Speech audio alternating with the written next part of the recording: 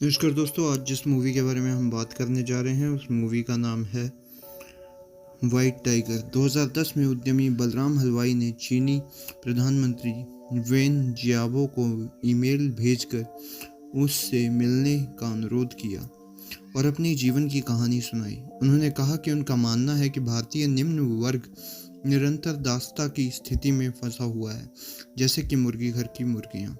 लक्ष्मणगढ़ में एक युवा लड़के के रूप में बलराम को उसकी उच्च शिक्षा के कारण दिल्ली के स्कूल से छात्रवृत्ति की पेशकश की जाती है। उसे बताया जाता है कि वह एक सफ़ेद बाघ है जो एक सदी में केवल एक बार ही पैदा होता है। हालांकि उसके पिता गांव के जमींदार सारस को भुगतान करने में असमर्थ होते हैं, तो बलराम को उसकी दादी गांव की चाय की दुकान पर काम करने के लिए मजबूर करती है और वह कभी स्कूल नहीं लौटता। बलराम के पिता तपेदिक से मर जाते हैं। उनका इलाज करने के लिए कोई डॉक्टर नहीं होता। एक युवा के रूप में बलराम स्टार्क के बेटे अशोक के लिए ड्राइवर बनने की इच्छा रखता है, जो जैक्सन हाइट्स में पली बड़ी अपनी पत्नी पिंकी के साथ संयुक्त राष्ट्र अमेरिका से लौटा है।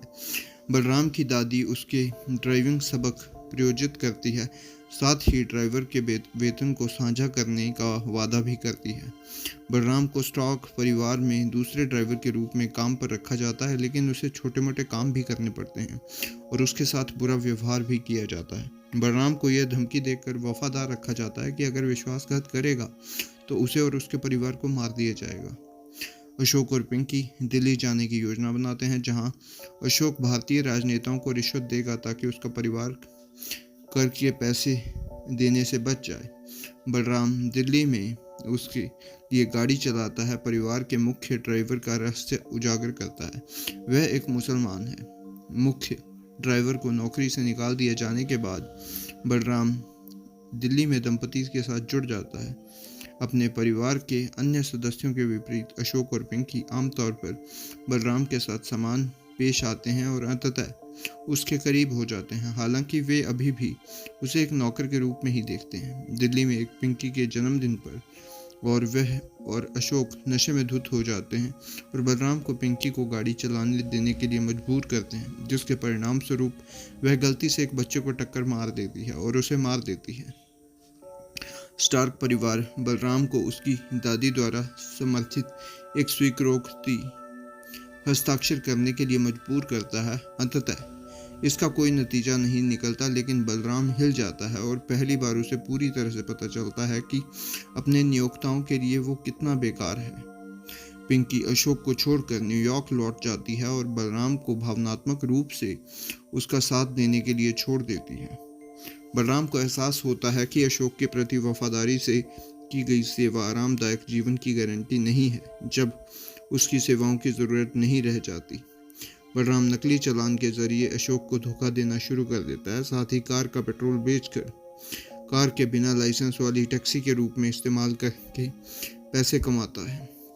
बलराम को कई असफलताओं का सामना करना पड़ता है। जब एक भिखारी को छुट्टे पैसे दान करता है तो एक स्टॉक परिवार को नाराज कर देता है।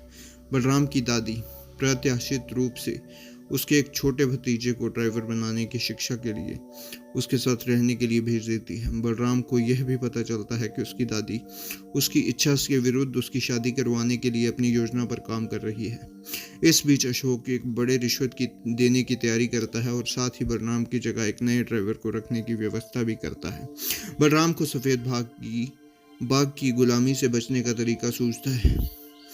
रिश्वत के पैसे पाने के लिए बलराम टूटी हुई विस्की की बोतल से अशोक की हत्या कर देता है और अपने भतीजे और पैसे से शहर भाग जाता है। बलराम के लिए गिरफ्तारी वारंट जारी किया जाता है, लेकिन वह बच निकलता है। बलराम अपने भतीजे को अपने साथ बेंगलोर ले जाता है, जो उस समय बड़ी आईटी कंपनियों के लिए बुलबुला था।